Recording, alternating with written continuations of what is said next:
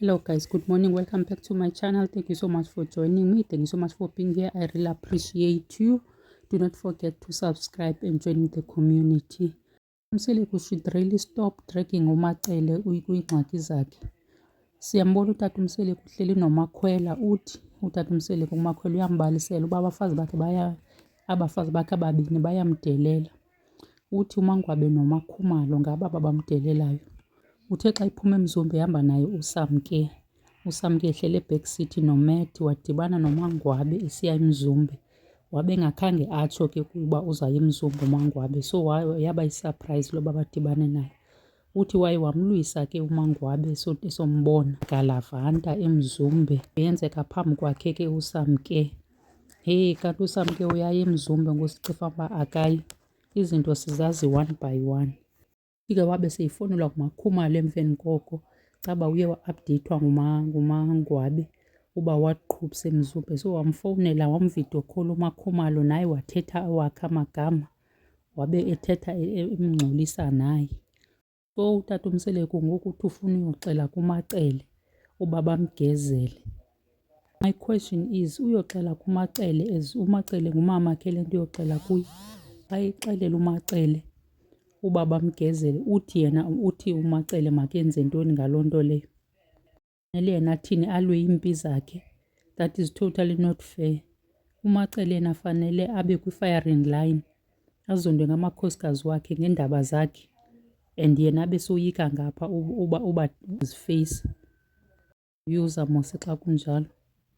Hayi uMacele my wish for uMacele azakhe avuke man one day ambone lo tata uba ayikho right le nto ayenzayo kuye, uyamsebenzisa ngale ndlela for his own selfish reasons.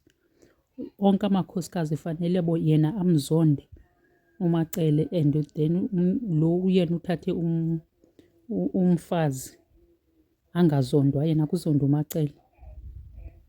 Fanele yena abe mhle ebafazini bakhe lo yena zimnethe. Notice something ngoku uSamke ahleli notata uMseleku. Hey uSamke really love this man.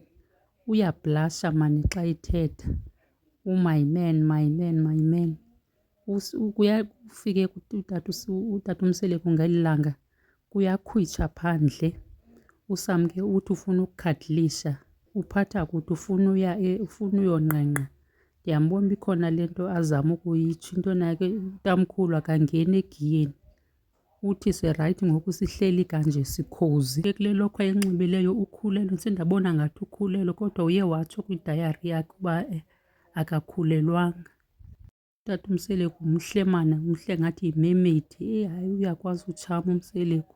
Singayazi ke nento yoba before kubekho uMethuli uSamke wayekade ethumela i-ovulation timetable. So uMethuli wabakhona kumane kuthunyelwa uba hayi ungeza ke namhlanje siya-ovulate. Ebethuna naye izinto zitaka one by one. Uyakhonfyuza kutata uMseleku, uthi kuMakhwela azange abazonde oonkosikazi bakhe kodwa kwayena aphinde amxelele into ezithethwayo uba kuthiwa ngawe, kuthiwa ngawe. Uzawuthini ungabazondi abantu abezizi izinto behind your back, abathetha izinto behind your back? Hayi mani.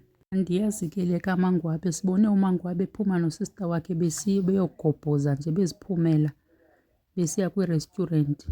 Usista wakhe ke wayemcebisile uba makahlale emzini ngoba ingathi ufuna ukuhamba.